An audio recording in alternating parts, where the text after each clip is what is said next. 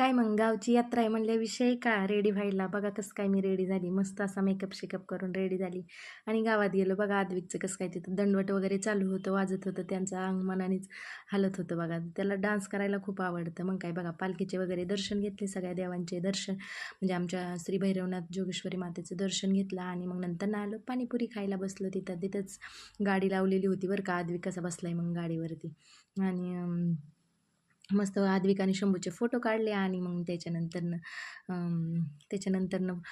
सगळे फोटोशूटच केले बरं का व्हिडिओ काढाय काय टाईम मिळाला नाही मग काय फोटोशूट पहिल्या दिवशी फोटो काढलेले ते पण मी तुम्हाला दाखवत आहे आणि दुसऱ्या दिवशीचे पण फोटोशूट केले तर कसे आलेत आमचे फोटो बघा बरं पहिल्या दिवशीचे आहेत बरं का हे मस्त नथ वगैरे घालून पैठणी साडी वगैरे घालून मंदिरात एक फोटो काढला एक दोन फोटो मंदिरात काढले आणि बाकीचे घरी आल्यावरती